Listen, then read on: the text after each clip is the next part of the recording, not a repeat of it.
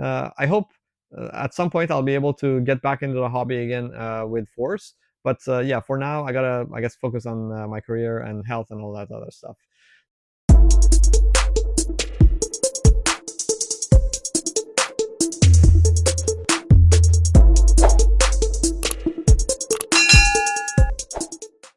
Welcome to Whiskey and SV.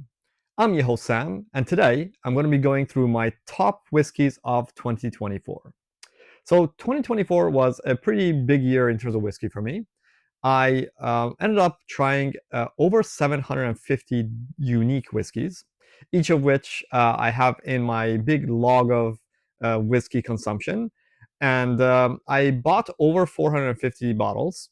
Not every bottle that I tried, I bought a bottle of, and not every bottle that I bought, I ended up opening. For the rules for my top whiskey list is bottles that I was able to acquire and opened and enjoyed enough to be able to like kind of make judgments on them.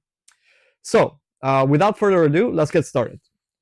Number 8 on my list is the Ben Holiday Bourbon Lore special release. So I think I reviewed this on my channel. I did get this when it first came out from Bourbon Outfitters, but I didn't think it would be great enough to get a backup. So I think it costs about $120 or so. I'm gonna actually like pour a little bit here to remind myself. As you can see, I've kind of been trying these quite a bit over the last couple of days, actually. Kind of time consuming to do this, and yeah, I'm just really sad that I didn't order more of it when I could at MSRP. I did end up backing it up at well, somewhere between full secondary and MSRP, so around $200 or so. Um, and I'm pretty happy with that one backup at that price. In hindsight, I think I got a bit overexcited, and probably I'd be more happy to back it up at 150 or so. But pretty glad that I have this and a backup. So if you like the regular Ben Holiday Rickhouse proof, this is much more, let's say, denser and deeper profile. And it's strange because it's a blend, so you would think that it should have sort of more well-rounded and less character, but it's actually very characterful. Yeah, that's really, really great. However, I thought it would rank higher on my list of whiskeys, but after having tried the other stuff down there, um, it's just okay compared to the ones that I have. But I still had to mention it here because it's just a great whiskey. Okay, number 7 on my list is the 13th Colony 15th Anniversary. So this bourbon is I went crazy over this actually. So when I tried this, I liked it so much because of its uniqueness. I'm gonna pour a little bit more here again to try. I was so crazy over its uniqueness that I ended up trading, paying way too much. Honestly, I think I paid as much as $750 trade value. I think it's come down in trade value to it's come down to around 425 or ish in secondary, which is still like kind of expensive. But I would, if I didn't have backups, I'd be happy to back it up at 425. So the thing that I like really a lot about this, and probably more than the double oaked, is that it is so unique. It has this very unique. I don't know how to describe it. There's some sort of a burnt sugar note in this that is, burnt sugar sounds like a common note in bourbon, but the burnt sugar note in this is mixed with some sort of spices and herbs. Maybe not herbs, but spices that's just very unique to this. It kind of reminds me of a special type of wood. I don't know how they get this. I have not got this profile in any other bourbon, including ones from 13th Colony. So yeah, it's definitely a very unique whiskey. Oh my god, that is so good. Yeah, it's I thought this would rank higher on my list, but I've sort of got over. I finished the bottle. This is the second bottle, and I have a couple of other backups, and I like it. I decided that I like it mostly for the uniqueness rather than about just how much of a like well put together bottle it is. Don't get me wrong; it's very well put together, but the uniqueness was what kind of like propelled it to my number one earlier in the year. Still, number seven, I think, is a great spot for it. Number six, we have the Jack Daniel's Coy Hill. This is the 2024 release. My particular bottle is 124.9 proof, which is 62.45% ABV. So I guess this is on the lower end of where you would see the other ABVs from the Coy Hill release of this year. This is objectively a great whiskey. The only reason it's not higher up on my list is because I actually um, tried it next to the 2021 sample that I had, and honestly, the 2021 sample blew it out of the water. So I don't know if the people that tried this early on got much higher proof ones that were, you know, better than this and closer to the old ones, or maybe even better than the old ones. But for me personally, wow, smelling this, um, it's amazing. But just when I tried it next to the sample that I had from 21, that's where it fell short. But objectively, it's you get that Jack Daniel's peanut shell note. You get like sort of this milk chocolate with dark chocolate mixed into it. There's just lots of baking spices. It's a very complex and amazing whiskey. So I'm a bit hesitant to back this one up at secondary prices because while it is great, I would rather spend the extra money and get the 21 because I feel like the 21 is much better. This is great at MSRP, maybe even at like up to 200. I'd be happy to pay, but not where the secondary is right now. But yeah, objectively a really amazing whiskey for sure. That is really really good. So I just thought it's kind of strange that I'm saying I would back this up at 425, but not be willing to back this up at that price. I guess it just comes down to there is there are alternatives to the Jack Daniels. So I think when there are alternatives, um, I'm not willing to pay as much. The uniqueness on this means there are no alternatives. Like if I want this flavor profile, this is all I'm going to be able to get. So that's why, in terms of the amount of money I'm willing to spend on the 13th Colony, even though it ranks lower objectively as a whiskey, um, I'm willing to spend more on a backup because of the uniqueness. I hope that makes sense. Okay, number 5 on the list is the Found North Batch 9. So I tried quite a few Found Norths for the first time in 2024, including batch 5, a sample of batch 5 and batch 10. There's an episode that I'm sure you've seen. And I got the Helldiver as well as the new Hover Hawk. But still, to me, my favorite of all of the releases so far is this one, and that includes, by the way, the second summit, the basically all of the core ranges, everything I've tried. For sure, for me, my favorite is Batch 9. So I did go ahead and back this up twice, which is probably, you know, I, maybe a little excessive. I don't know. The point is, I just like this a lot. So as usual, when you're sort of smelling one of these Canadian whiskies that's been made by Found North, you get a lot of caramel and very fruit forward and like lively notes. And this is also complemented by quite a bit of like berry notes. So it's very complex and very inviting. And then on the palate, wow, that's so good. You get this sort of dusty sherry note that's mixed in very well with this high corn whiskey, and it's just that profile is extremely enjoyable for me, and I really really like it. So yeah, it's number 5 on my list. I think I paid around 180, I think, per bottle, and I would happily back up multiple at that, and that's what I did. So okay, great. Let's move on to number 4. What do you think it is? All right, number 4 on my list is the Frey Ranch 100% wheated. Okay, this is another bottle that has no substitute. So I'm glad to say I was able to acquire pretty much all of the drops that they had on these. They released a series of single barrels, and I ended up like basically buying up pretty much every single one.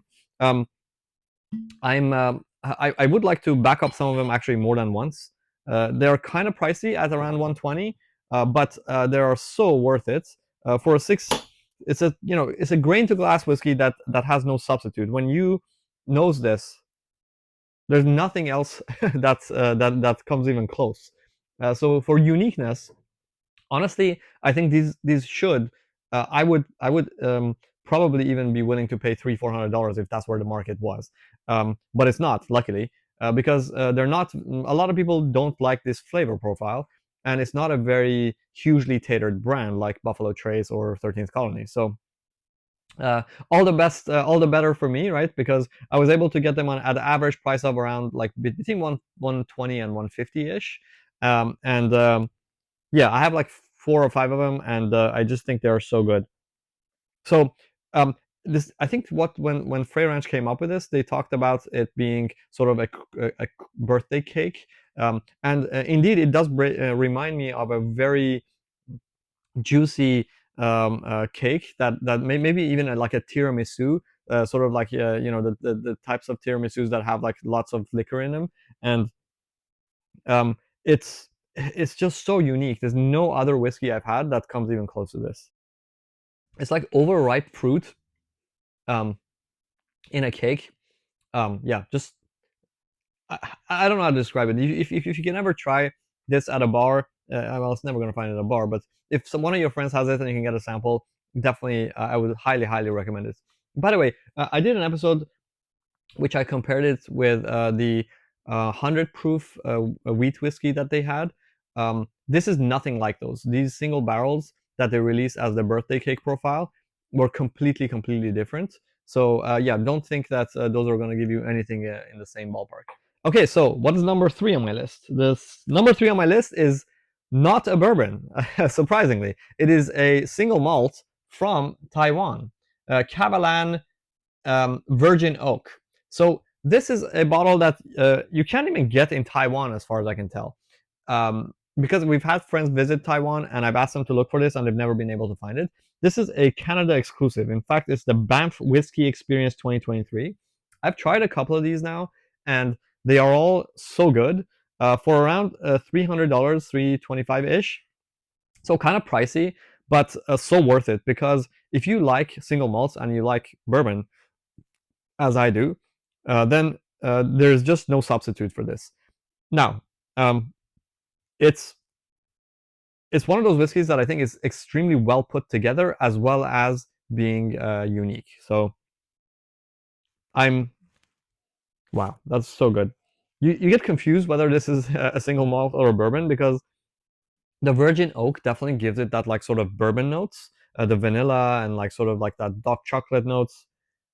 But then the malt is also there, so you just kind of like, it's kind of confusing, but also in a really good way. If you remember, one of my best whiskeys of all time is the Jack Daniel's single malt release that's finished in Oloroso.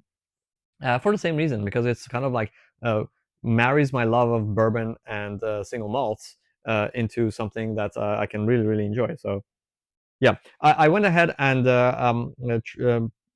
bought a couple of more of these, but they're stuck in Canada.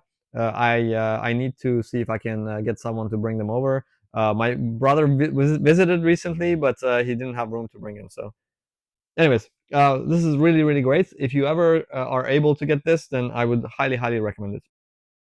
So good. Okay, now number 2 on my list. This may surprise some of you, but if nothing else, for value alone, this deserves to be number 1. But I'm not. I can't. I really don't want to just take value into account, because then it would just complicate things too much. But the Elijah Craig batch B524 from 2024 is really an amazing whiskey. I prefer this to the C923. I prefer it to many whiskeys. In fact, I had some of it left over here overnight because I was trying to decide if this should be my number one.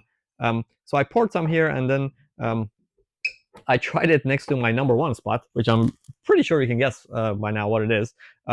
And there is nothing in this that is less than you would expect. It's just such an amazing whiskey, so well put together.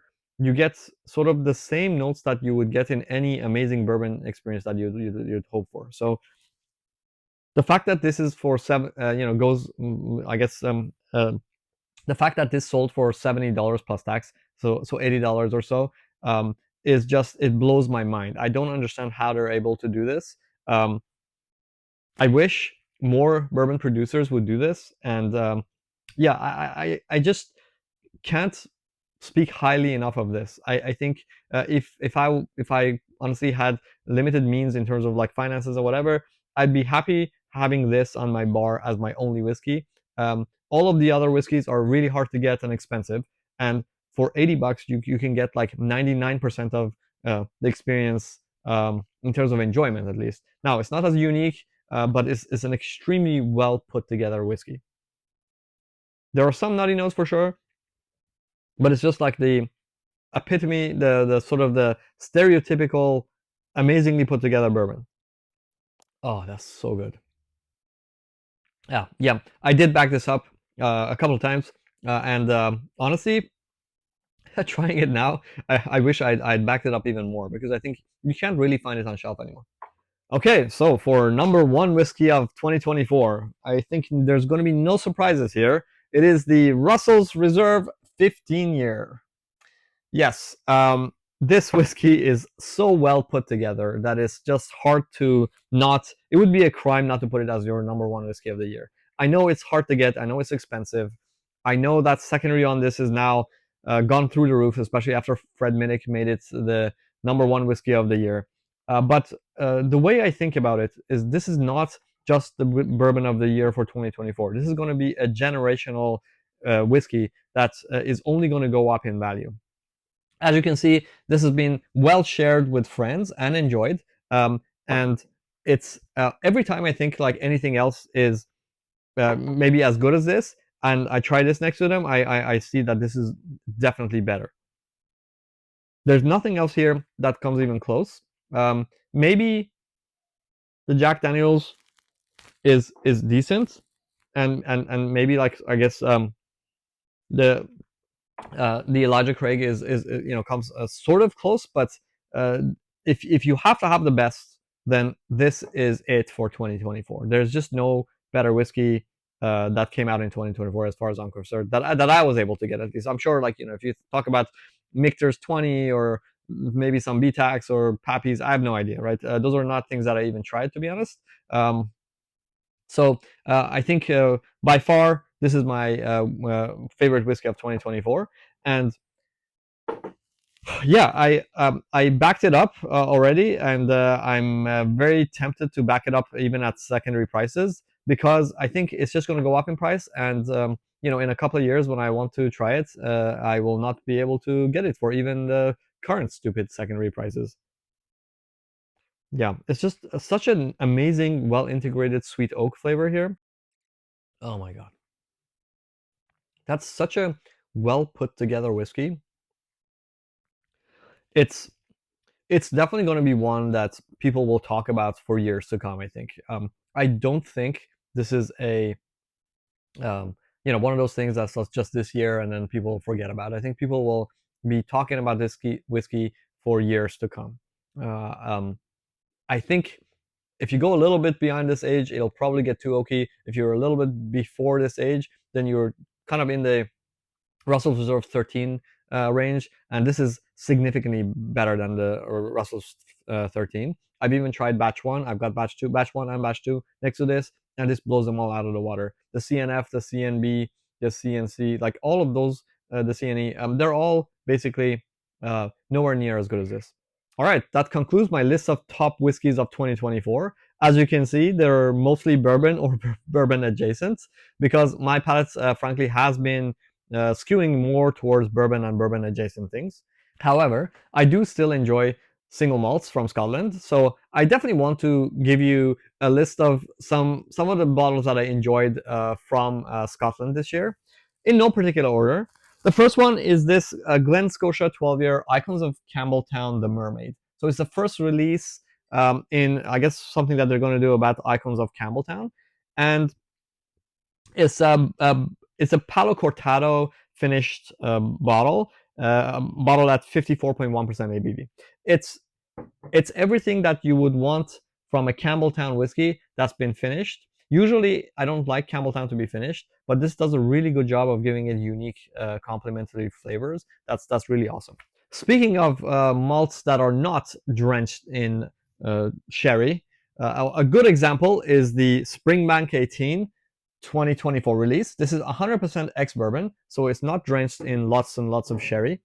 And I think that's really good because Springbank is one of those distillates that I feel when it's drenched in sherry, it really does disservice to it. It just shines through really well when it's just ex bourbon, especially if it's like second or third fill ex bourbon, because then the distillate itself has a good chance to shine through. This is going to surprise some people. The Macallan 2024 Classic Cut. This is a affordable Macallan these days, and Macallan is known to be getting more and more expensive and ridiculous. Although I think prices have been coming down recently on their non-age stated stuff. This is non-age stated, but it's very, very good. I compared it to the 2023 and even to a Gordon and MacPhail Spey malt, and I preferred this to both of those. So if you are in the market for a Macallan for around, I think I got this at Costco for 115 plus tax. If you're if you want to experience Macallan without breaking the bank at cask strength, then this is the bottle to get. 2024 Classic Cut, really, really great bottle. Okay, and I'll throw up one more here, as sort of a Macallan profile. It's the Deanston 21 Organic 2000 vintage. This is a really great bottle, an alternative to a Macallan 18. I think I paid around 350-ish for this from Europe. It's much more expensive in America for some reason, but you can still get it from Europe for around that $300-$350 mark delivered to your door. And it's just such an amazing whiskey that has that Macallan sort of profile, but without Macallan prices. So definitely worth checking this one out. I don't usually do this, but I'm going to do this. One bottle that I did not enjoy in 2024 at all is this local barley 13-year Springbank.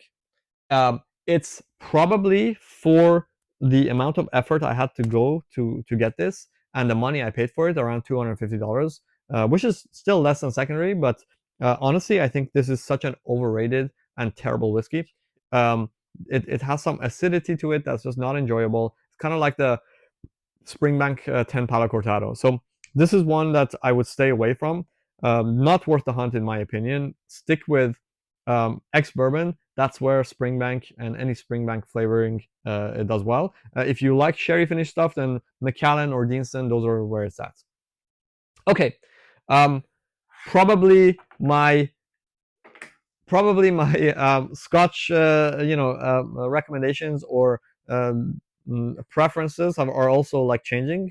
I don't know. Maybe a few years ago I might have enjoyed this more, but yeah, this is where I am right now. All right, I think that's a good place to conclude this episode. Oh, actually, I do want to call out one more thing. I don't know how this channel is gonna go in 2025.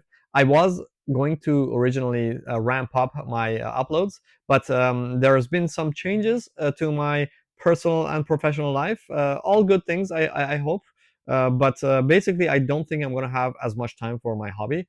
So I'm probably going to be hunkering down and focusing on career a lot more in 2025. So I may have less uploads. I may have less, I guess, high quality uploads. I may just do more like sort of quick blinds or samples from my blinds or something like that. I hope I hope at some point I'll be able to get back into the hobby again with force. But yeah, for now I gotta, I guess, focus on my career and health and all that other stuff. So yeah, thank you for tuning in, and thank you for being a subscriber. Please enjoy your 2025, and I wish you a very happy and healthy new year. Cheers.